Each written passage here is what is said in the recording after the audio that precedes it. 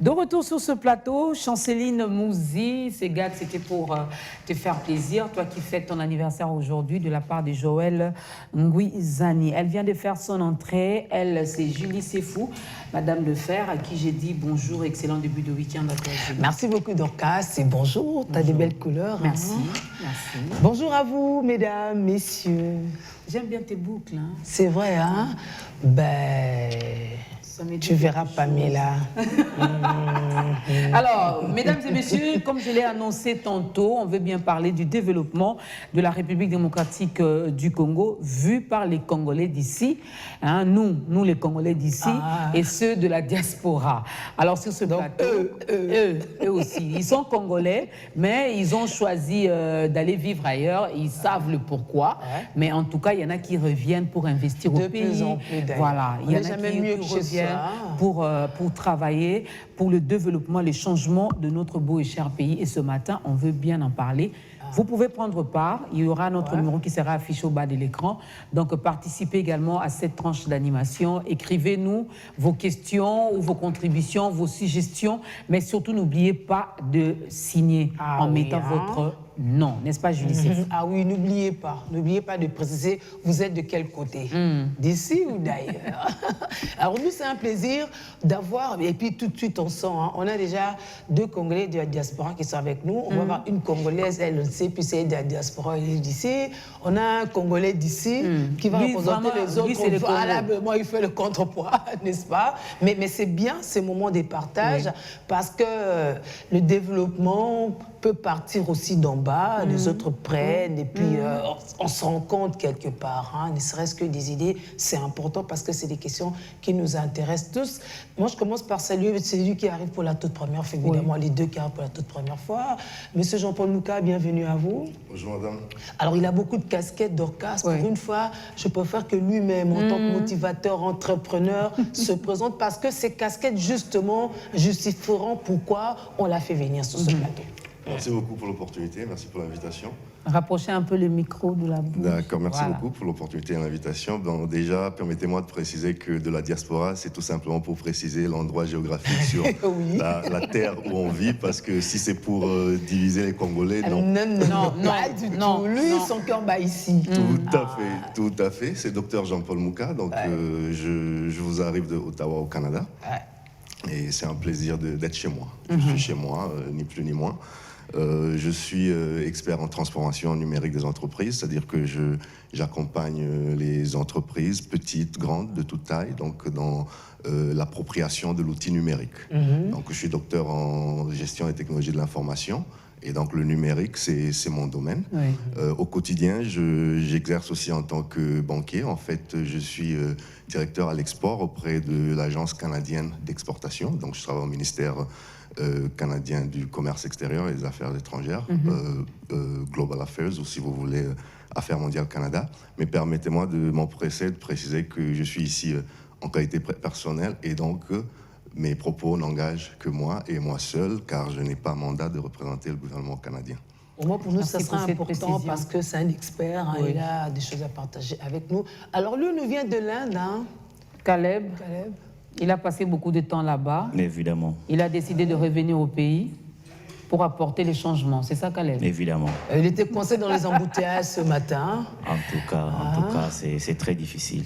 Mais nous sommes quand même là. Ben voilà, bienvenue. Quand il faut parler de son pays, il faut être là. C'est dans le souci de pouvoir interpeller, conscientiser, pour qu'enfin nous tenions main à la main pour aller là où nos objectifs sont en fait. Parce qu'on est un, n'est-ce pas? Alain Bolodjoa, bonjour. Bonjour mesdames, bonjour à tout le monde, bonjour aux co-débatteurs. En tout cas, merci beaucoup pour l'invitation. En tout cas, docteur a dit qu'il connaissait Alain Bolodjoa, parce que lui, son cœur bat ici, et donc Caleb aussi connaît forcément. Donc il suit vraiment de près tout ce qui se passe ici. Donc quand tu viens ici et que tu nous chauffes là, lui, il est au courant de tout ça. Okay. Tout à fait. Non, mais vous savez, il n'y a rien de plus beau que de voir qu'il y a des Congolais qui émergent là où ils sont. Parce que ce qui est vrai, son cœur est ici, mais son cerveau est universel.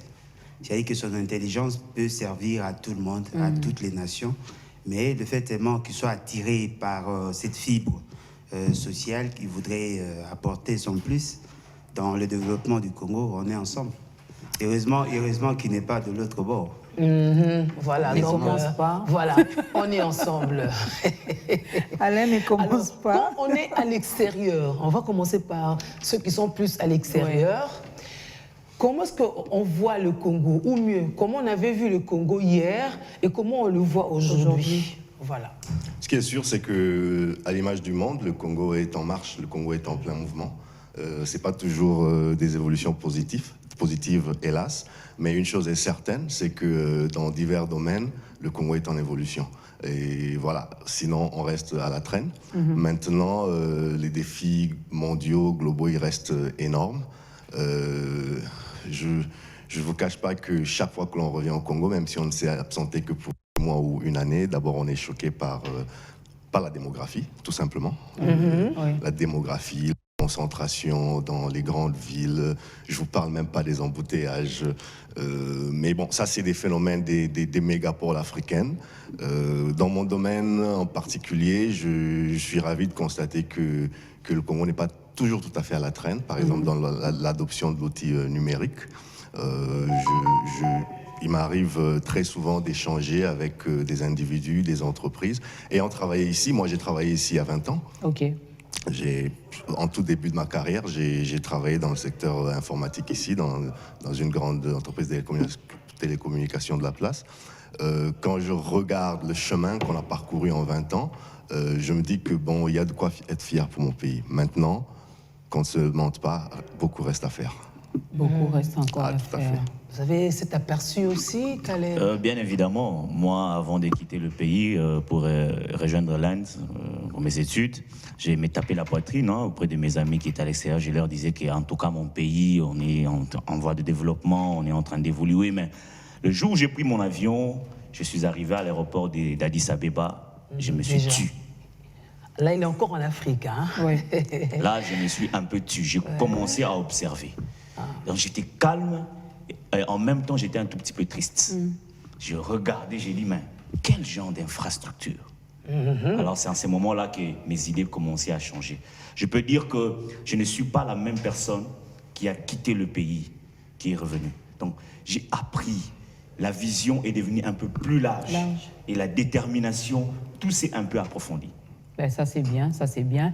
Alain nous en dira également quelque chose. Hein. Lui, déjà, il vit ici. Ah ouais. Donc, il se déplace aussi de temps en temps. Tu es d'accord avec nous qu'il y a un changement, Alain? Qu'on avance petit à petit? Non, on n'avance pas, madame. Il y a plutôt une régression dans plusieurs secteurs. C'est vrai, ils ont essayé de brosser sur le plan numérique, c'est vrai. Mais quand on voit en termes de l'accès à cette numérique, nous allons tous nous rendre compte que la plupart des Congolais qui naissent, voyez-vous, parce qu'il a parlé de la progression démographique, il y a une nette évolution de 3% l'an, mais si vous prenez en termes d'accès, vous allez vous rendre compte que le taux est très faible par rapport à la progression démographique, voyez-vous. Moi, j'ai fait le tour du Congo dans des parties un peu reculées.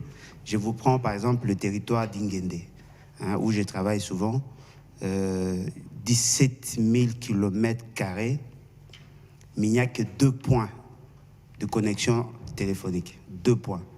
Ingende Centre, du numérique, vous entendez ça? Ingende Centre et Boteka. Les 2 points. Il n'y a que 2 antennes qui sont fonctionnelles sur un espace de 17 000 km². 2 fois Kinshasa. Voyez-vous, tout le monde n'a pas accès à la communication, encore moins à l'information. Ce qui veut dire qu'il y a encore un grand travail à faire. Parce que dans la plupart des cas, des gens ne font leur analyse que sur ce qu'il y a à Kinshasa. Alors que le Congo a 2 345 409 Mais on ne peut par extrapolation se dire que c'est déjà à Kinshasa censé être le miroir du Congo. Il y a ces problèmes, ça peut être pire dans les provinces du pays, n'est-ce pas? Si vous permettez, moi, je vais rebondir sur ce point-là. Je pense que vous avez raison lorsque vous parlez de Kinshasa comme le miroir du Congo, mais je pense que cette phrase-là, elle commence à être un peu passée de mode. Je crois que c'est Gbado qui a remplacé. C'est le Boumachi. Bon, d'abord, on n'est pas obligé d'avoir un miroir. Ok. On n'est pas obligé. C'est quoi le miroir des États-Unis? Ah, mais franchement, hein, je ne vois pas. ou du Canada, ou de l'Afrique du Sud. Ouais. On n'est pas obligé d'avoir un miroir. Je pense que la ville de Kinshasa a pour elle son histoire, le poids politique. Voilà, rien ne s'est passé dans ce pays sans que ça arrive à Kinshasa. Mais je crois qu'aujourd'hui, au XXIe siècle, il faudrait que l'on essaye de voir les choses un peu différemment. D'accord ? Vous parlez d'un territoire éloigné où il y a deux points d'accès aux télécommunications pour 17 000 km². Je crois que la construction des infrastructures à travers le pays est essentielle. C'est vrai, on est 80 millions d'habitants. Bon, je sais pas, la dernière fois qu'on a été foutu de faire un vrai recensement, c'est en 84. Donc voilà, il y a quand même 4 décennies. Mais entre-temps, on n'a pas mieux que de se fier aux extrapolations plus ou moins tenables des organismes internationaux et autres agences de statistiques. Donc certains parlent de 100, d'autres 80, c'est selon l'humeur et tout. Donc on est nombreux. Mais Kinshasa, c'est quoi? C'est 15, c'est 20 millions. Qu'en est-il des Congolais de l'arrière-pays? D'accord? Donc il faudrait absolument que les infrastructures arrivent à toucher les autres points au-delà de Kinshasa. Et puis quand on parle de l'accès au numérique, ce n'est pas... En fait, le numérique, c'est une économie. C'est une économie. Ce n'est pas que la technique. C'est une économie avec une chaîne de valeur d'acteurs. C'est-à-dire d'entrepreneurs qui vont créer, qui vont prendre le risque, de techniciens qui vont concevoir et de consommateurs. Donc c'est une culture en fait. D'accord ? Mais déjà dans notre pays, il y a un plan national du numérique qui a été élaboré. Vous êtes au courant de ça ? Et je le salue, je le consulte très régulièrement. Vous savez, en 20 ans, madame, moi je sais pas combien de plans du numérique j'ai vus dans ce pays. De quoi ? Parce que j'ai eu l'avantage de travailler, de représenter des grandes firmes internationales telles que IBM et Oracle, et on a eu beaucoup de projets tant dans le privé que dans le public dans ce pays. Et à chaque bureau où je passais, je recevais un plan du numérique. Donc dans mes tiroirs à la maison, soit sur clé USB, j'en ai des versions et des versions. Il y avait un problème. D'abord, on a perdu beaucoup de temps dans ce pays à ne pas savoir qui devrait en être le garant.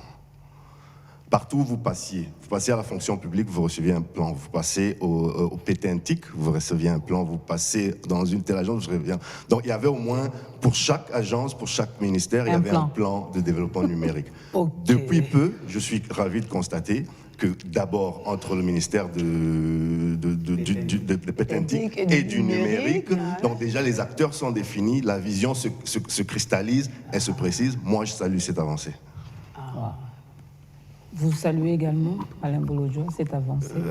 Parce que c'est vrai que ça peut propulser notre développement, n'est-ce pas? Bon, madame, vous savez, très souvent, lorsqu'on parle de plan, ce sont juste des intentions couchées sur papier, en réalité. Mais lorsqu'on compare avec ce qui s'est fait, on se rend compte que ce sont de bonnes intentions qui seront difficiles à appliquer. Voyez-vous, je voudrais vivre ça, au fait. Parce que déjà, lorsqu'on n'a pas la maîtrise de la demande et que l'on ne sait pas mettre en place de bonnes politiques, tout ça, ça reste que des intentions. Depuis quand on a commencé à réfléchir sur le numérique? Il a dit qu'il y a eu beaucoup de plans. Mais qu'est-ce que nous en avons fait? Est-ce qu'il y a eu des avancées? Et même par rapport à la couverture, par rapport à l'information. Parce que la vulgarisation de ces plans reste un secret d'État. Combien de gens ont-ils pénétré ces documents et combien maîtrisent les tenants et les aboutissants?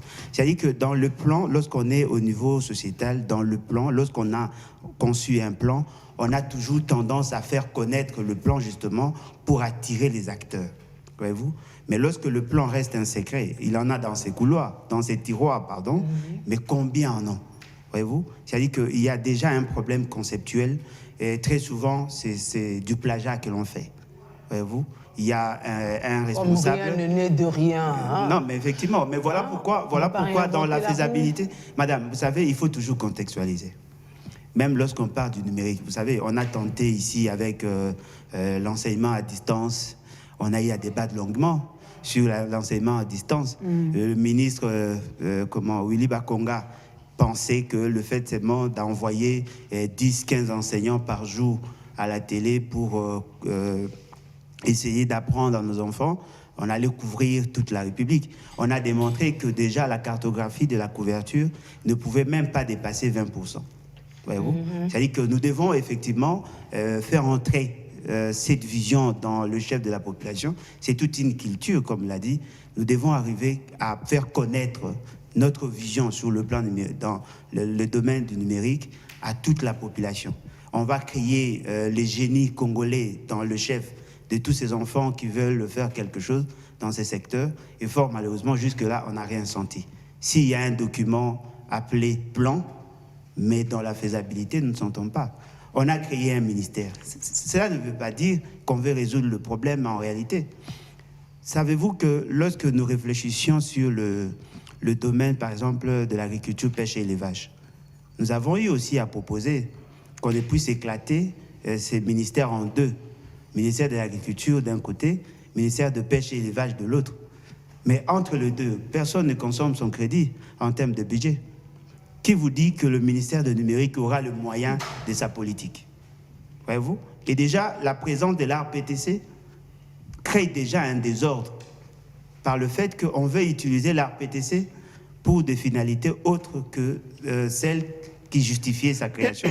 Ce qui veut dire que la volonté politique ne se manifeste que pour tirer les dividendes, mais en réalité, ce n'est pas pour résoudre le problème. Moi, j'ai une question à poser à Caleb concernant également le RAM, puisqu'on parle du développement ici. Ben oui, permets-moi, Julie, s'il te plaît. On veut bien, on est beaucoup resté sur les numériques, c'est bien. C'est bien, ça fait partie également non, du numérique.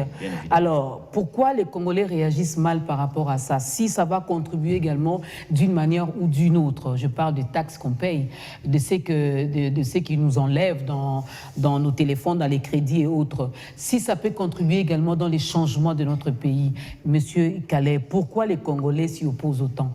Et pour commencer, je vais glisser un mot sur les numériques. Que mes co-débatteurs ont invoqué ici. Le premier problème, parce que nous, notre structure a commencé par lancer une campagne auprès des jeunes sur l'appropriation du numérique comme un atout de développement. Nous avions constaté que le premier problème avec le numérique dans notre pays, il y a des obstacles ténaces qui s'opposent, comme par exemple l'accès aux besoins prioritaires. Le gouvernement n'arrive pas à donner l'accès à l'eau potable, le gouvernement, l'accès à la santé, à l'éducation, toutes ces choses-là. Alors, quand vous venez parler à quelqu'un, du numérique, il voit ça comme quelque chose qui passe comme ça. Déjà, il ne faut pas brûler les étapes. Dans notre pays, dans certains coins, ou bien même dans la ville de Kinshasa, dans certains coins, quand ils te voient utiliser l'ordinateur, c'est grave. Ils voient comme si tu es quelqu'un de très grave. Un extraterrestre. Voilà, tu es un extraterrestre. Donc, il ne faut pas brûler les étapes. Il y a des étapes à suivre. Notre population a encore beaucoup à apprendre. Une forte communication et sensibilisation. Notre jeunesse, je veux vous dire, sur le numérique, je peux vous assurer qu'à 50-60%, ils ne comprennent rien. Donc, ça leur passe comme ça. Et comment ces jeunes vont s'en approprier? Comment ils vont s'intéresser sur le plan du numérique? Si réellement l'éducation c'est un problème, l'eau potable c'est un problème, il y a un certain désordre, une certaine pauvreté qui règne au milieu d'eux, ce sera un peu difficile, le milieu ne sera pas favorable à ces jeunes-là d'accéder au numérique. Pour répondre à la question sur le RAM, d'abord ce n'est pas une taxe, c'est une rémunération de la RPTC. Donc par rapport au service qu'il rend, c'est une rémunération. Je crois, je ne suis pas juriste, mais dans notre pays, dans le droit congolais, on parle de taxes quand c'est fixé par une loi. Mais dans le cadre du RAM, il n'y a pas une loi générique qui fixe, qui parle du RAM comme une taxe ou bien qui fixe le coût. Alors, la population, nos populations s'élèvent contre l'âme, c'est normal. J'ai évoqué les obstacles, les ténaces qui s'opposent au numérique. On a prélevé les téléphones 2G, on prélevait les frais là-bas au téléphone 2G, au moment où cette tranche de population ne bénéficiait rien de ce qu'elle donnait. Et j'ai salué la décision raisonnable du gouvernement de pouvoir suspendre ces prélèvements. Maintenant, pour le prélèvement de téléphones à 3G, 3G et 4G, 4G. Allez-y, oui. Ouais, 4G. Le RAM lutte contre le vol des téléphones et la contrefaçon de téléphones. Le vol expose l'utilisateur à des problèmes de sécurité des données et des personnes. La contrefaçon, déjà, ça fait baisser. On prélève sur la SIM. On prélève sur le téléphone. La SIM, c'est pas le téléphone. On prélève sur le téléphone. On prélève sur les SIM. Non, c'est sur les SIM. Sur les SIM. Dans mon si téléphone, vous avez 2 SIM, dans mon téléphone, il y a 2 SIM. Je vais vous expliquer. Et ils ont vraiment prélevé des 2 côtés. On prélève sur le téléphone. Comment, si vous avez 2 SIM, comment il y a une procédure pour suivre, pour que l'on puisse couper seulement pour une seule SIM. Si vous avez un téléphone à multi-SIM, vous devrez maintenant vous rendre dans le site www.ram.cd. Vous aviez été notifié comme ça? Non, nous on a fait des recherches. Nous, notre structure, on ne veut pas s'emballer dans le populisme. Et pour aller dans ces sites, il faut avoir des mégas. Bien évidemment, vous devrez vous rendre dans le site. Votre appareil multi-SIM est considéré comme un appareil à plusieurs SIM. Alors, il y a une procédure dans le www.ram.cd.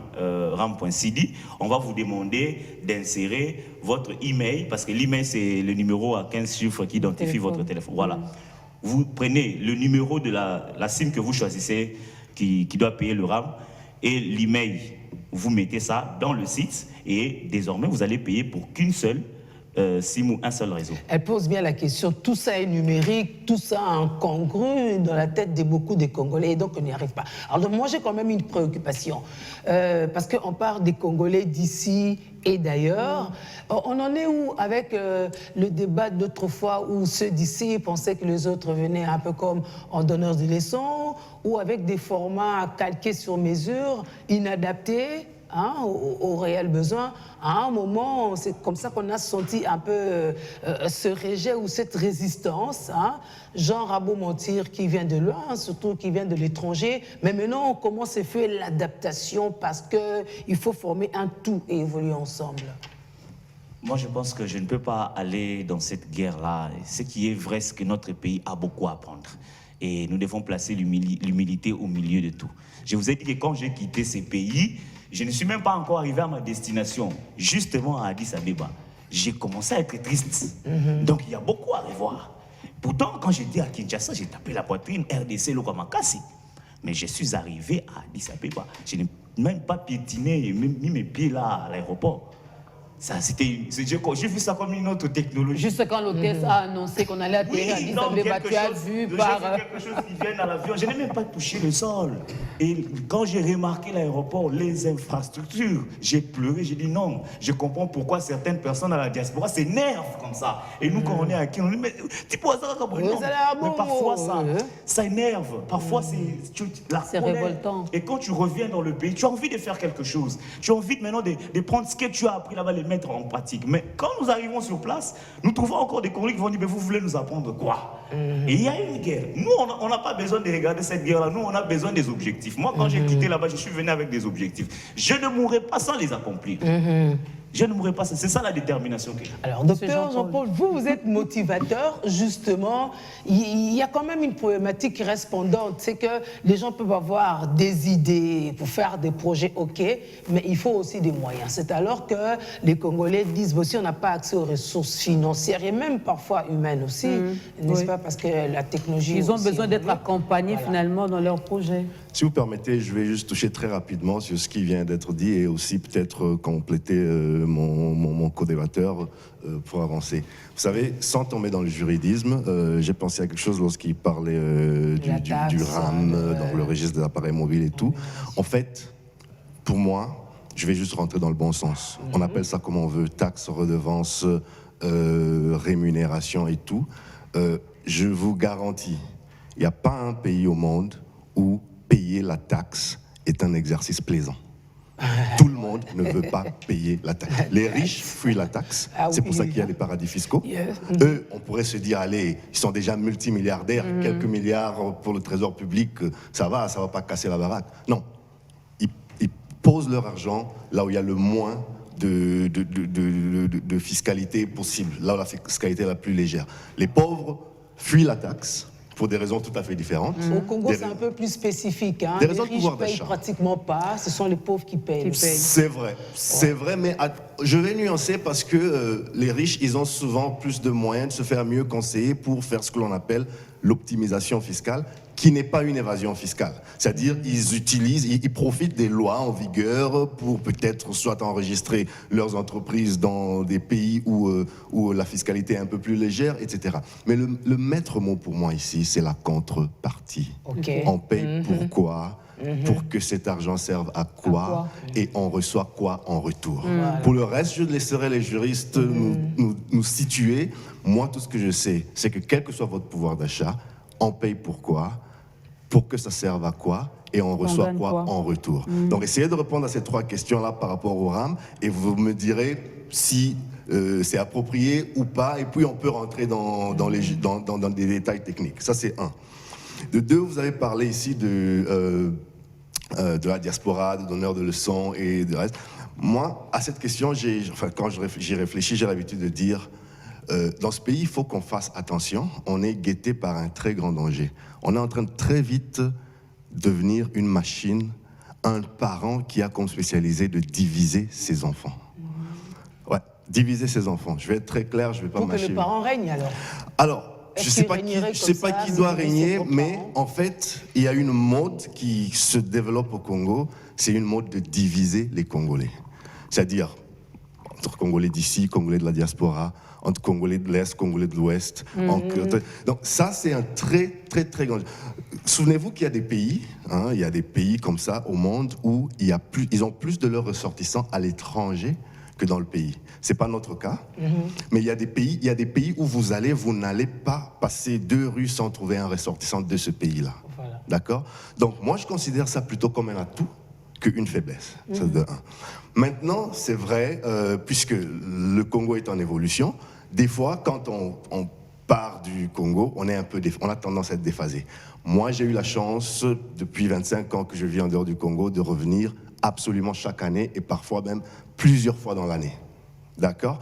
Et je me rappelle, juste pour faire une petite digression, parfois je parle avec des gens qui sont partis à l'époque, vous savez, les gens qui appellent encore Katanga Chaba. Oui, donc vous comprenez déjà l'époque à laquelle ils ont quitté. Et une fois, j'ai dû convaincre à quelqu'un que non, des distributeurs de billets, par exemple, à Kin, à Lubumbashi, c'est devenu monnaie courante. Tu n'as pas besoin de partir de l'Europe, de l'Amérique avec des caisses et des caisses d'argent. C'était, en fait, on disait, non, mais toi, t'aimes trop ce Congo, là, t'es en train de nous flatter. Et je ne vous parle pas d'il y a 15 ans, je vous parle de plus ou moins récemment. Donc, moi, ce que j'ai toujours conseillé, c'est, en fait, on se complète. On se complète. Sortir de ce pays, c'est une chance extrême. Sortir de ce pays, aller apprendre ailleurs, d'autres cultures, d'autres technologies, d'autres visions du monde. C'est une richesse. Mais rester, ce n'est pas un handicap. Rester au pays, ce n'est pas un handicap. Parce que quand on arrive, on a besoin de se mettre, de s'acclimater. Et puis, il se fait des choses ici. Il se fait des choses, il y a des poches d'excellence ici. Il y a des personnes qui, dans leur domaine, font bien les choses avec les moyens du bord. Ce qui me ramène à votre question de dire, voilà comment on finance, comment on trouve les moyens, par exemple, pour les entrepreneurs. Moi, je reviens en fait, j'ai peut-être ce biais-là, puisque je travaille dans des organismes internationaux et publics, parapublics, c'est que la vision, pour moi, doit toujours venir d'en haut. Il y a plusieurs écoles de pensée, mais moi, je suis un partisan et un chantre de l'État stratège.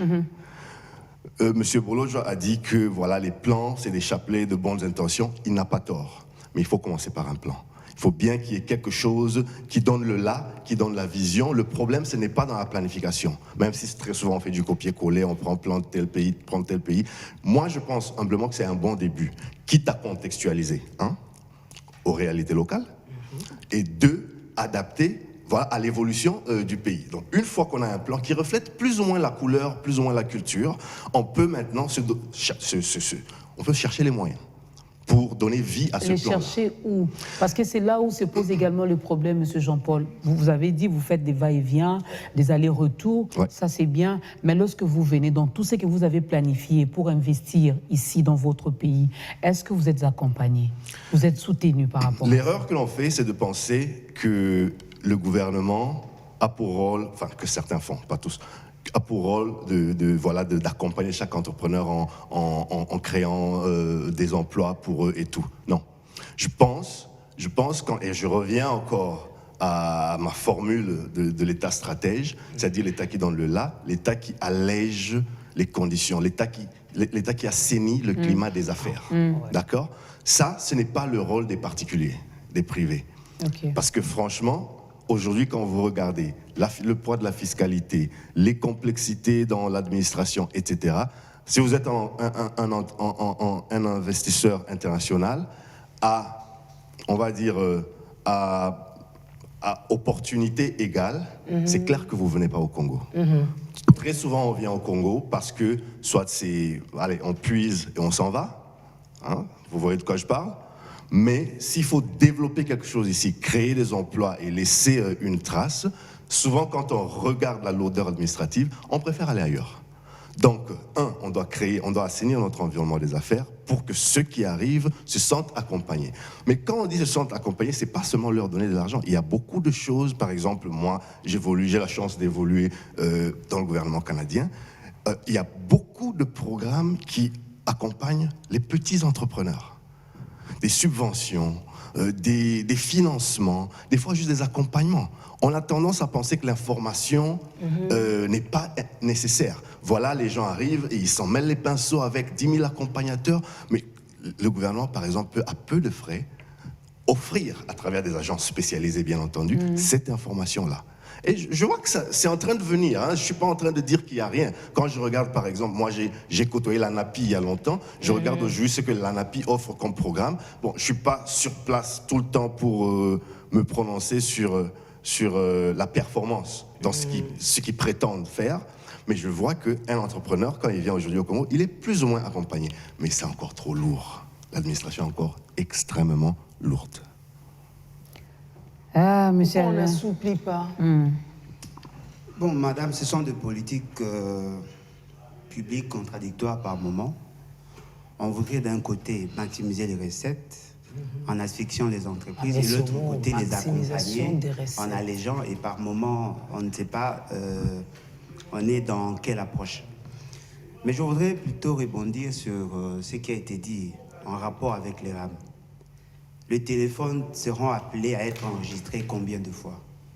Parce que par moment, on veut nous emballer dans ces débats et pourtant, tout le monde sait que c'est une forme d'escroquerie, mais que l'on cherche à voiler. Un téléphone a une durée de vie, voyez-vous? Et en réalité, le téléphone ne changera pas d'origine ou ne deviendra pas un téléphone original par le simple fait d'avoir été enregistré. J'ai un téléphone à double SIM. Vous me dites d'aller faire enregistrer. Justement parce que vous considérez pour votre part que l'on voudrait me sécuriser contre la piraterie ou sinon en cas de vol. Prenons les deux aspects. En cas de vol, ça devient pratiquement une sorte d'assurance. Logiquement. Alors qu'en réalité, dans l'assurance, on souscrit librement. On n'impose pas à quelqu'un d'assurer son téléphone. Comment peut-on expliquer? J'ai un téléphone qui m'a coûté, par exemple, 45 $. Mais je suis appelé à payer 7 $ jusqu'à ce que le téléphone va s'éteindre. Mais si vous faites les calculs, vous allez vous rendre compte que le coût du téléphone est loin inférieur au coût du RAM. Le problème n'est pas encore au niveau de le contrepartie ou ce que nous pouvons gagner en se faisant enregistrer. Mais c'est d'abord le mécanisme de la fixation du mécanisme de l'enregistrement. C'est là où pose problème. On ne peut pas créer une rémunération sur base des sauts d'humeur. Parce que lorsqu'on parle de ces fameux décrets qui auraient créé cette rémunération, nulle part dans le décret, on a fait allusion au RAM. Nulle part. Et ce ne sont pas les consommateurs finaux qui devaient en principe payer. Parce que dans le décret, on parle plutôt d'une rémunération que les entreprises ou les opérateurs devaient payer à l'ARPTC. Ce sont eux qui utilisent les services de l'ARPTC, pas nous. Ça, c'est un autre débat. Et lorsque vous voyez dans tous ces pays-là, par exemple, il a cité en Éthiopie, vous prenez comment dans d'autres pays, tout ce que vous voyez là, c'est la résultante de politiques cohérentes. C'est-à-dire que lorsque vous êtes dans des politiques cohérentes, vous êtes dans la norme. Lorsque la norme vous dit, pour créer une taxe, il faut impérativement passer par telle organisation et que vous ne le faites pas. Vous ne pouvez pas brandir le bien fondé de la taxe dès lors que vous-même, vous n'avez pas respecté la procédure. Voyez-vous? Ce sont là des réalités. Le développement, en fait, c'est un processus cumulatif. Nous savons tous que l'État vit que grâce aux taxes, aux redevances, aux impôts et consorts. Là, nous les savons. Mais l'État, en fait, doit aussi respecter la procédure pour que cela soit contraignant à tout le monde. Mais lorsque vous-même, vous ne respectez... Et d'ailleurs, en termes d'enregistrement, qui enregistre en réalité nos téléphones? C'est la PTC ou ce sont les opérateurs? Les opérateurs. Moi, je me suis fait enregistrer chez mon opérateur. Alors, si vous vous êtes fait enregistrer par l'opérateur, ne savez-vous pas que dans la structure de prix des unités, nous avons déjà payé des taxes, nous avons payé d'autres impôts dans les téléphones. Ce qui veut dire que le problème ici, c'est le non-respect de la norme. J'étais à Casablanca, j'étais en Moscou, j'étais à Sochi. C'est que moi, j'ai constaté la présence de l'État. L'État est partout. Et lorsque l'État est partout et que l'État est compris par la population, il y a une sorte d'osmose entre les institutions et la population. En ces moments-là, en travaillant en harmonie, on accompagne les actions. Mais lorsque vous voulez imposer votre dictat et que vous ne respectez pas la norme, ça crée une sorte de barrière. Ce qui est important à retenir, qu'effectivement, nous avons besoin d'atteindre ces niveaux-là de vie, le niveau du numérique, tout ça. C'est bon. Mais il faut savoir que c'est vrai, au-delà des atouts que cela apporte, nous devons aussi nous organiser parce que nous sommes dans un environnement concurrentiel. Nous voyons aujourd'hui au niveau international, bien que ici ça commence déjà peut-être à émerger, il y a les e-business, il y a les gens qui font du commerce en ligne. Oui. Voyez-vous? Est-ce que notre État aujourd'hui est-il capable de faire le suivi? Parce que c'est là où maintenant il doit arriver à voir le flux qu'il y a. Il y a des gens qui achètent des produits, on vous livre à la maison, mais comment l'État va retracer tout ça pour arriver aussi à fonctionner? Voilà. Alors, la meilleure manière de faire, c'est d'abord amener l'administration à être capable d'intégrer ce monde-là. Numérique. C'est-à-dire que nous devons avoir une forte administration qui arrive à retracer tout ce qui s'est fait en numérique afin que l'État arrive à ponctionner le peu qu'il a. Aujourd'hui, nous avons un sérieux problème avec la TVA. Chaque Congolais, pauvre, riche, nous payons 16% de notre consommation. Chaque année, nous donnons à l'État congolais. Est-il en mesure de faire le traçage et d'arriver à capter le fonds? Non. Pourquoi? Parce que le fait seulement qu'on est dans l'idée de rester dans ce qui est traditionnel. Nous n'arrivons pas à intégrer l'évolution de la société. Ça fait qu'aujourd'hui, notre État est en retard par rapport aux opérateurs. Ok. On va revenir sur ça. Monsieur Caleb voulait placer le mot, mais nous allons marquer une petite pause. Et ça juste nous après, permet on reviendra vers toi, de Caleb. faire entrer Patricia Kaniki, Christian Emango. Voilà, Ouais. à tout à l'heure. Voilà, de retour sur ce plateau, merci à David Sivi. Caleb, tu voulais juste intervenir à ce que M. Alain disait, et juste après, nous allons saluer nos deux intervenants qui viennent de s'ajouter sur le plateau. Évidemment, c'est concernant le RAM, par rapport à ce que mes collaborateurs ont évoqué. Sur d'abord la question de ce qu'ils reçoivent comme service de RAM. J'ai parlé de la lutte contre le téléphone. Le RAM apporte une protection sur les téléphones contre le vol. Aujourd'hui, si on te vole le téléphone, tu as la capacité de le faire bloquer ou de le retracer. Comment tu vas le faire? En allant vers ton opérateur cellulaire, tu vas demander à ce qu'il fasse pour toi la SIM blanche et en faisant pour toi la SIM blanche, tu peux introduire une autre demande auprès de lui pour qu'il bloque le téléphone ou bien qu'il le retrace. Et lui va le faire au travers ton numéro email, il va faire une demande au RAM et c'est le RAM qui va soit bloquer, soit retracer votre téléphone. C'est possible. Aujourd'hui, quand on en parle aux Congolais, ils pensent que c'est de la magie. Mais en fait, ça, c'est ce qui se faisait depuis. Madame, Non.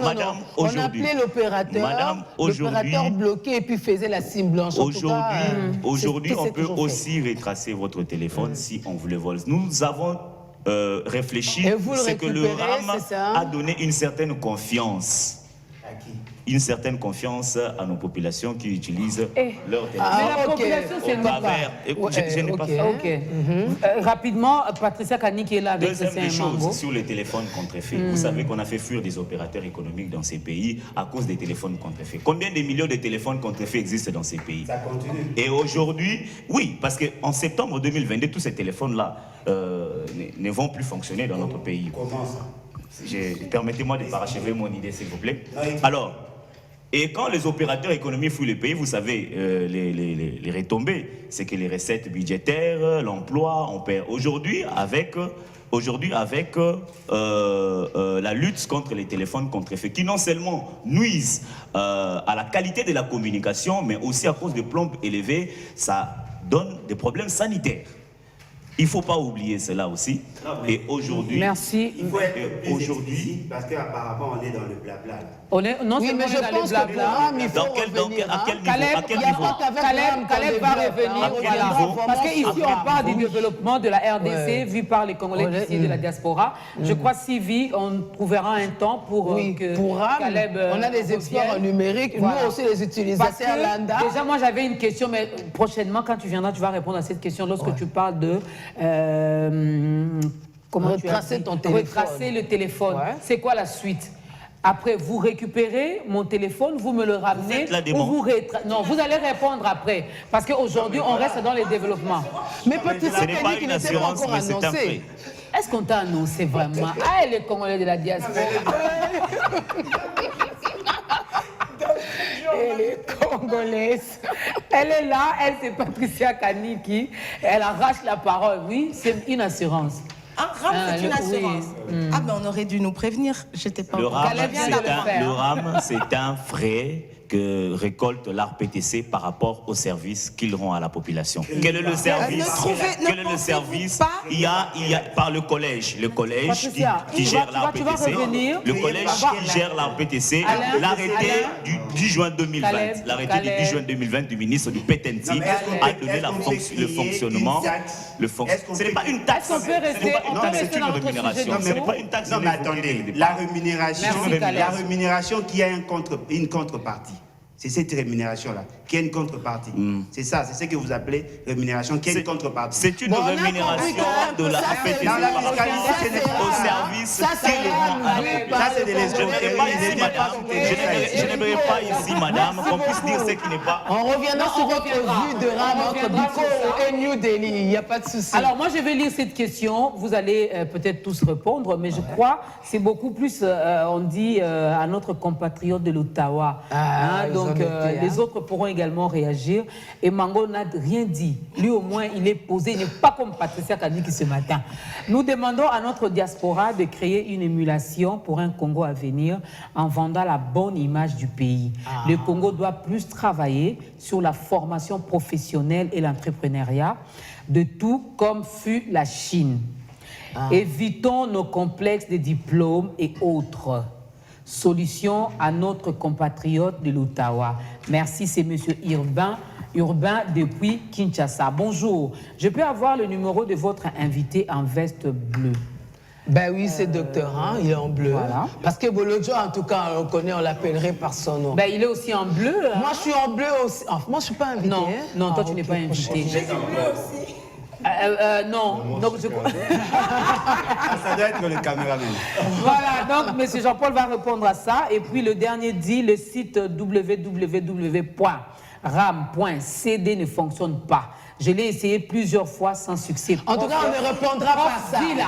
On ne répondra C'est pas à ça, prof. C'est le constat que le prof a Prof fait. dit, là, on vous répondra Voilà. prochainement, s'il vous plaît. Docteur Jean-Paul, allez-y. Merci beaucoup. Excellente question, donc je remercie le téléspectateur. Ouais, mais c'est Urbain. Monsieur Urbain, merci pour la question. Donc je vais y répondre, mais à un bémol près. Pourvu que dans sa question, il ne soit pas en train d'insinuer que les Congolais de la diaspora ont une plus grande responsabilité de représenter le Congo Non, que les peut-être pas. Congolais Moi, je d'ici. comprends peut-être qu'avant, on savait que les Congolais, c'était des brigands et tout ça. Il faut redorer aussi cette image-là là-bas. En fait, madame, qu'à cela ne tienne, tout Congolais, à mon avis, là où il se trouve, si tant est qu'il se sente Congolais, il a le devoir, le droit et ainsi la responsabilité de représenter son pays, d'être une bonne image pour son pays. Donc, le Congolais de la diaspora, il n'est ni plus ni moins Congolais que le Congolais d'ici. Maintenant, les dérives, elles se passent partout. Je pense que quand on regarde certaines dérives, certains travers ici au pays, ce n'est pas une bonne image, ce n'est pas une bonne publicité du pays. Dans la diaspora aussi. Je pense que le poids de l'histoire, encore une fois, moi j'aime bien me renseigner sur ce qui s'est passé dans notre pays. Je pense qu'on a eu quand même une période de notre histoire où nous tous peut-être ici sur le plateau, je ne parlais pas pour tout le monde, mais en tout cas moi dans mon cas, parce que je suis né au Congo, donc je ne suis pas né dans la diaspora, on a à un moment donné rêvé, idolisé la diaspora. D'accord ? Les gens qui sortaient, dans chaque famille, si on avait au moins quelqu'un qui était parti, c'était en fait le salut pour la famille. Vous avez assez D'accord. fait. Donc tout ça, ça continue de peser sur nous. Et donc, par ricochet, ça fait que nous avons tous grandi en pensant que peut-être... En fait, ça a développé un complexe. Soyons tout à fait honnêtes. Ça a développé un complexe d'infériorité. C'est le bleu ici, il est noir et blanc. Complexe... double face, d'infériorité ici, de supériorité là-bas. Madame, si chaque jour on vous répétait que vous étiez spécial, si chaque jour on vous répétait que sans vous on ne vivrait pas ici, eh bien vous prendrez aussi, vous toucherez plus terre. Vous prendrez aussi vraiment des airs. Voilà. Donc moi je pense qu'il y a une responsabilité parce que bon, peut-être dans la diaspora parfois on a certaines facilités qui ne sont pas au Congo, mais à la base, il faudrait que chaque Congolais là où il est, il contribue au rayonnement du pays. Pas plus ceux de la diaspora que ceux qui sont ici. C'est ce que je pourrais dire en ce moment. Je sais que mes co-débatteurs piaffent d'impatience, donc je ne vais pas monopoliser la parole. Développement de la RDC, vu par les Congolais d'ici et par Patricia Kaniki. Oui, par Patricia Kaniki, je préfère. Oui. Pour moi, un pays doit principalement se développer via déjà la démocratie. Parce qu'on en a vraiment besoin de nos jours aujourd'hui. Si on doit quitter certaines dictatures pour entrer dans d'autres formes de dictature et chercher à développer le pays, je ne pense pas que ça sera possible. Nous sommes une république démocratique. Donc oui, c'est le nom. Oui, nous sommes république démocratique. Merci. Nous sommes république démocratique du Congo. Mais nous ne vivons pas la démocratie sous toutes ses formes. Oui, nous ne vivons pas la démocratie sous toutes ses formes. Donc pour moi, je pense que le développement d'un pays doit entre autres aussi passer par la démocratie, une vraie démocratisation. Parce que les pays qui sont en voie, même plus, aujourd'hui on n'a même plus des pays qui sont en voie de développement. Les pays développés sont des pays où je pense que la démocratie prime. Aujourd'hui on peut venir, parce que je suis arrivée, on parlait de la diaspora, on parle d'ici, on peut venir avec les plus belles idées. On se sent tous à un moment donné coincés.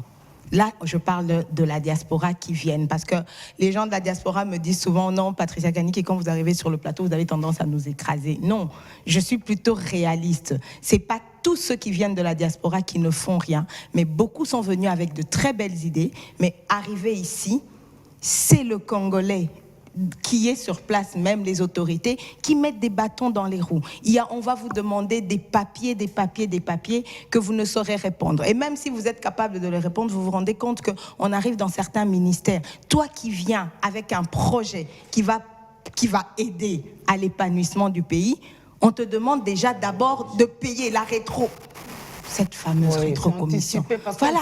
Après, tu peux prendre la poudre d'escampette, mais que vous non, mais non. Mais même si je vais prendre la poudre d'escampette, c'est pas en te donnant, par exemple, si je ramène un projet qui vaut 1 million, c'est pas en te donnant 50 000 que tu mettras dans ta poche, qui n'ira pas dans la caisse de l'État, que ça va changer quelque chose. Et tout ça, quand les Congolais de la diaspora plutôt sont confrontés à ça, qu'est-ce qui se passe ? Il y a ce désistement, les gens sont fatigués. Quand on parle maintenant du Congolais de la diaspora, de la classe moyenne par exemple, qui vient pour investir un petit business qui peut aussi aider à l'épanouissement, parce que quand on sait déjà employer 1, 2 ou 3 personnes, déjà quand ils viennent, ces Congolais-là sont aussi confrontés à la mentalité des Congolais qui sont restés au pays, aux familles. Nos familles aussi ne nous aident pas parce que quand tu viens, tu investis un petit business, c'est l'oncle, c'est le papa. Donc, nous devons revoir tous ces cahiers. Voilà, quelqu'un qui vient, qui investit, qui, par exemple, met un gérant pour gérer ses biens. Cette personne est partie. Quand l'oncle vient, le gérant n'a rien à dire. Il y a même des gérants qui se font frapper. Et après, c'est du coup, on appelle le membre de la famille pour lui apprendre que oui, vous aviez laissé ça et ça, mais on a mis de côté le gérant, il a volé, a inventé des histoires. Au point où même les Congolais plutôt de la diaspora, de la classe moyenne, qui veulent investir, sont bloqués. Donc pour le développement, pour moi, je pense qu'on a besoin, nous tous, d'une bonne remise en question. Moi, je parle souvent, on m'a aussi frappé sur les doigts pour ça, mais moi, je parle souvent un langage, comme je le dis, courant, que tout le monde pourrait parler, parce que je pense que sur le plateau, on a un professeur, un docteur, j'ai entendu, un docteur motivateur, il est banquier, il a tous les beaux titres. Il est congolais. Oui, c'est déjà surtout, voilà. Avant tout. Voilà, c'est beau.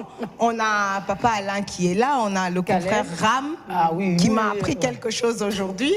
On a notre très charmant Christian qui est là avec nous aussi, un Congolais d'ici. Donc, à un moment donné, on a besoin aussi d'entendre ce langage de cette population qui ne sait pas toujours s'exprimer avec les mots cadrant, les lettres, les articles de la loi, comme monsieur nous a expliqué, RAM, ce serait bien. Moi, avant de partir, j'aimerais vraiment discuter avec vous, parce que la population, beaucoup pleure sur RAM. On ne nous a jamais appris que RAM, c'était une assurance. On ne nous en a jamais parlé, mais on ne va pas rester dessus. Alors, j'aime beaucoup. Elle a ouvert beaucoup d'angles, n'est-ce pas? Parce qu'à un moment, lorsqu'on parle ici, on pense qu'il n'y a que l'autorité qui a des choses à faire. Mais nous-mêmes aussi, en tant que petit peuple, on n'aide pas les autres à émerger. Hein?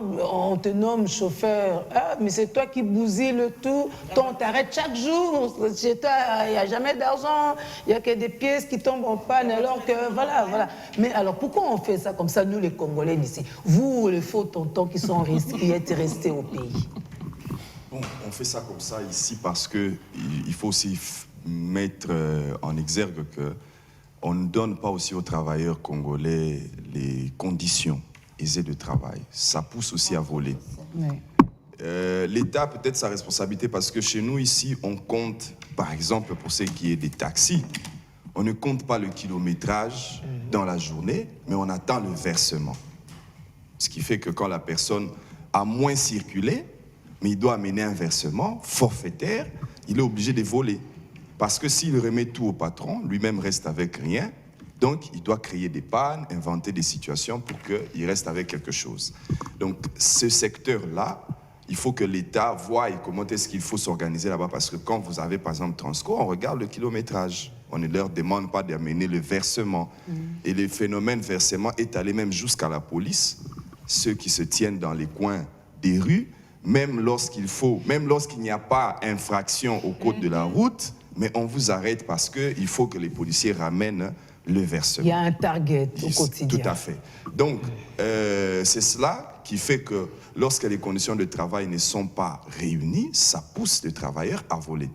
Lorsque les conditions de travail ne sont pas réunies, qu'il s'agisse même de celui qui vient de l'étranger, qui arrive ici, vous allez voir qu'il sait comment à l'étranger on travaille, quelles conditions on donne aux travailleurs là-bas, mais il arrive ici, il vous fait travailler, il change complètement. C'est-à-dire, il n'y a pas de soins de santé, vous n'avez pas de logement, vous n'avez rien, et il s'attend à ce que vous venez. D'ailleurs, quand il trouve que la situation est bien plus posée ici, ça veut dire, pour lui, avantageux. Il sait que si vous faites travailler un maçon en Europe, en Amérique ou ailleurs, il faut le payer, par exemple, par heure 8 €, mais il arrive ici, il trouve qu'il faut payer par heure 1000 francs, ça le convient. Notre propre diaspora le fait ici. Je le sais. Là où il travaille, là-bas, on lui donne 8 € l'heure. Mais quand il arrive ici, il fait travailler 1000 francs, c'est-à-dire 55 l'heure. Je vais là où la main-d'œuvre est moins chère. Tout à fait, la main-d'œuvre est moins chère, mais si vous ne voulez pas qu'on vous vole, faites en sorte que celui qui travaille pour vous soit dans les bonnes conditions. Vous savez, moi je n'ai rien contre la diaspora, mais je reproche aussi à notre diaspora quelque part. Il y a ceux qui sont dans notre diaspora à l'étranger, ils vous poussent à le suivre. Il ne vous démotive pas que il faut travailler, ça passe, ça il faut travailler, parfois -1, -2, mais on vous motive, on vous dit non. Ici on mange bien. Il y a des belles photos qu'on prend et tout ça. On vous vend des rêves. Et vous voulez bien y aller aussi. Alors ça pose un peu un problème. Je voulais terminer par dire que le problème de notre diaspora aussi, j'ai suivi les chefs d'État parler des règles, des normes qu'il faut mettre en place pour permettre à la diaspora de pouvoir émerger ici. Ça commence d'abord par la question de la nationalité. C'était un faux débat qu'on nous amène aussi, la question de cette double nationalité. Je soutiendrai Mordicus, et là je suis pour la diaspora, je soutiendrai Mordicus, que la question de la double nationalité n'est pas seulement une question de frontières. Il faut qu'on voie le côté économique de cette double nationalité-là. Organisons-nous en interne. Aujourd'hui, on parle des recensements, mais tout le monde voit les recensements seulement dans le côté politique. Alors que c'est un bon départ pour permettre à la diaspora qu'on puisse savoir qui est congolais, qui ne l'est pas, quelles sont ses origines. Et à partir de là, les Congolais de l'étranger, comme on les appelle, peuvent maintenant avoir une double nationalité et ça va gêner personne. Mais nous, ici, quand on veut parler de la double nationalité, on pense seulement que la personne va devenir demain président de la République, il aura des intérêts ici et ailleurs. C'est seulement ces questions-là qui sont mises en avant. Mais le côté, oui, la stigmatisation, mais le côté, c'est que la diaspora envoie, j'entendais ici. Oui, il y a des montants, les chiffres sont éloquents. Oui, c'est à au point qu'à un moment, 4% de notre PIB. Oui, 4% de notre PIB. Évidemment.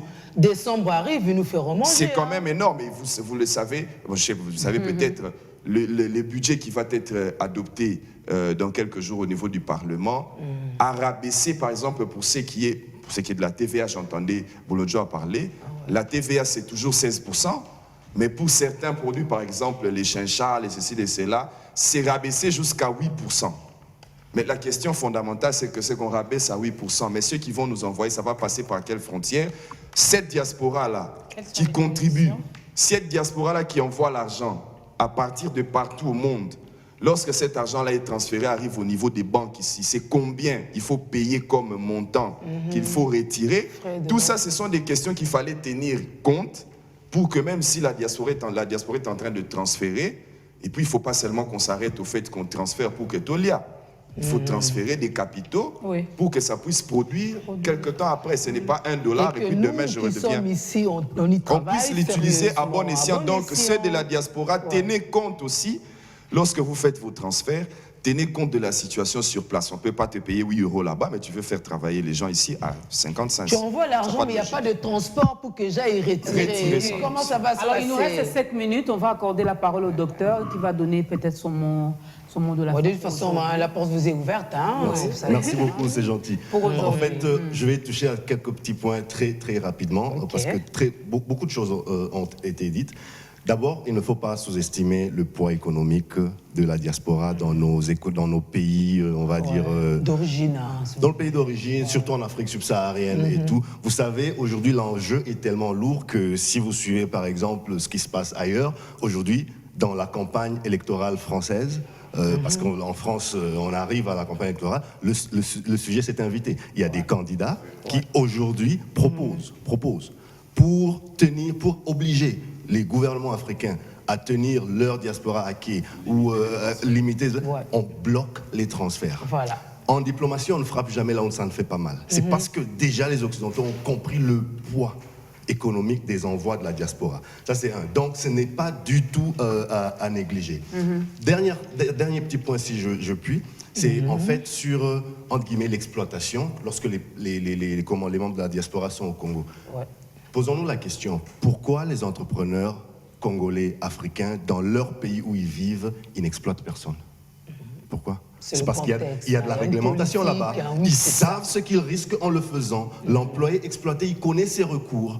Et donc, peut-être que, plutôt que de pointer le doigt sur celui qui exploite, ce que je n'excuse nullement, mais il faut aussi peut-être se poser la question.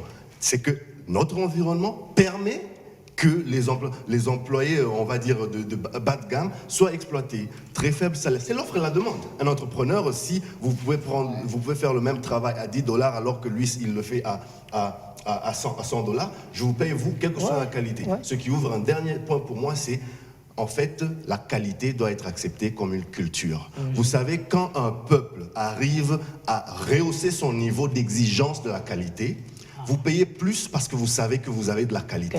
Or, nous, on a tendance, et je me mets dedans, au Congo, à niveler plutôt vers le bas. On va vers le moins cher parce que c'est moins cher. Eh bien, on a ce que l'on mérite. Belle conclusion. Alain Bolonja, conclusion. Alors, lorsqu'on achète moins cher, très souvent, on achète très cher. Exactement. En fait, le problème, c'est que par rapport à ces développements-là, tant souhaités par tout le monde, vous savez, il y a un professeur de mathématiques à Londres, le professeur Jean Léon. J'ai oublié la suite de son nom. Il nous a fait réfléchir sur la nécessité ou l'impératif de créer une banque de la diaspora. Voyez-vous? Parce que même en termes de transfert, vous allez vous rendre compte que chaque fois que la diaspora nous envoie le peu qu'il gagne, on ponctionne pratiquement dans le 10%. Et fort malheureusement, ce sont les banques étrangères qui en bénéficient. Tout à fait. Mais si nous arrivons à créer une banque de la diaspora, c'est possible parce que déjà pour lancer, la plupart des banques qui sont ici ne viennent qu'avec 500 millions de dollars pour la plupart.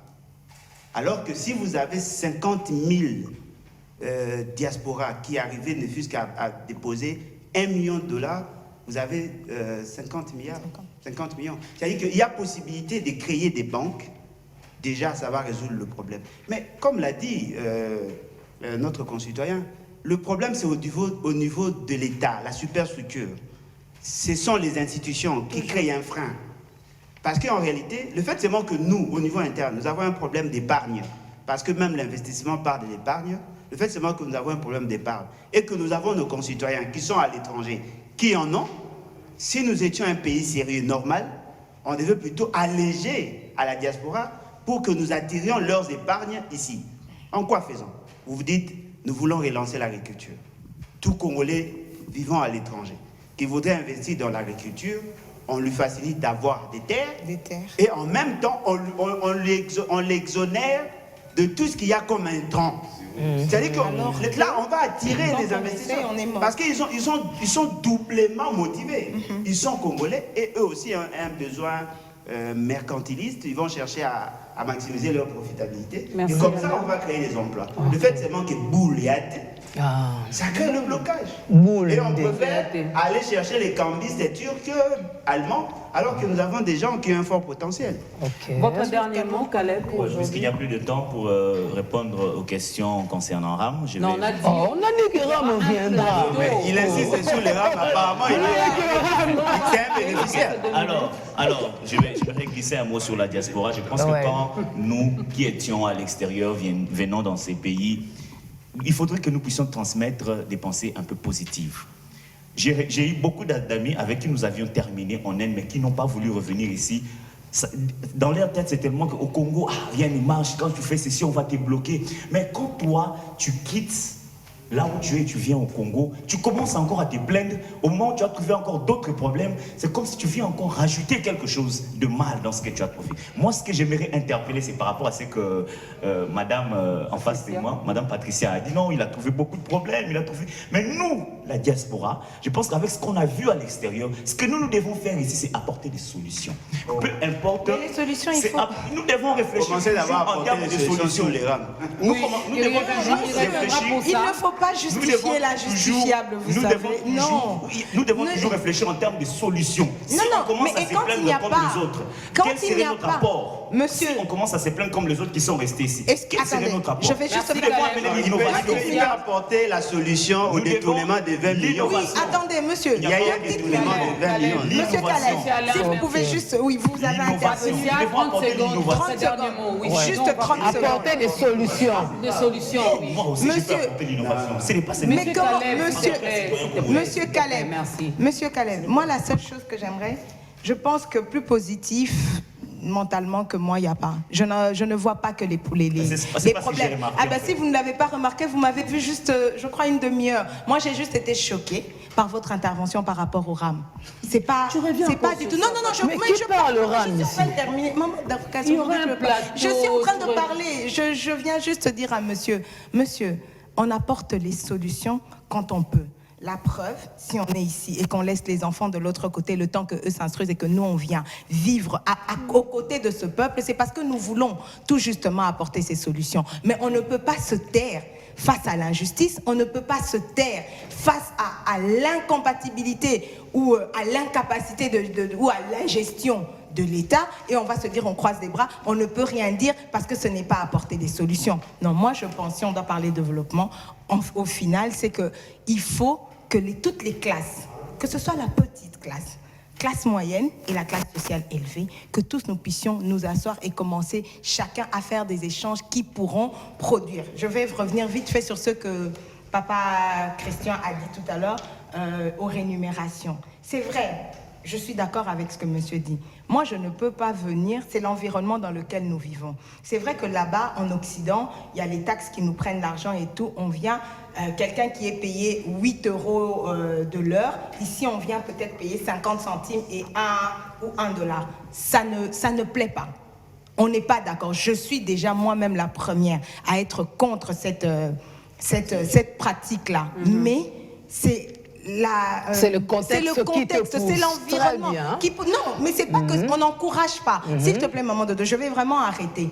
Et nous-mêmes aussi, nous devons être conscients.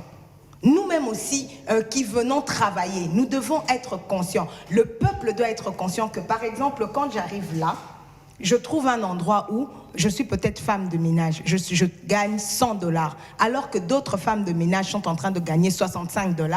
Il faut que je prenne soin de mon travail. Je le dis parce que j'ai été victime de ça. Ah, ok. Christian et Mango, 30 secondes. Hein. C'est notre victime du jour, mais désolé. Bon, il y a eu beaucoup de choses qui se sont dites, surtout avec la réaction à propos de ce qu'on doit payer, mais il faut avoir aussi un cœur, c'est de la diaspora. Comme, il n'y a pas que c'est de la diaspora, les Chinois, les... On parle de la volonté politique, parlons aussi de la volonté des Congolais. Ça veut dire qu'on parle de la diaspora, on est en train de voir l'État, mais nous-mêmes, vous-même en tant qu'humains, même si vous trouvez que la situation est telle, est-ce que vous devez perdurer? Parce que peut-être par votre exemple, vous pouvez réveiller les autres. Ils peuvent se dire, ah, même il y a 8 pas na bango, azof tabiso 8, mais moussous pas 8 pas na bango, azof tabiso 1. C'est ça que ça m'a dit. Donc, les autres peuvent suivre l'exemple et petit à petit, ça peut prendre comme ça. Mais si on attend toujours, si on veut que l'État puisse faire comme ça, on attend comme ça l'action de l'État, oui, tant mieux. Ça viendra peut-être un jour. Le SMIC est fixé à 5 $, mais l'État paye à un capitaine moins de 110 $. Voilà.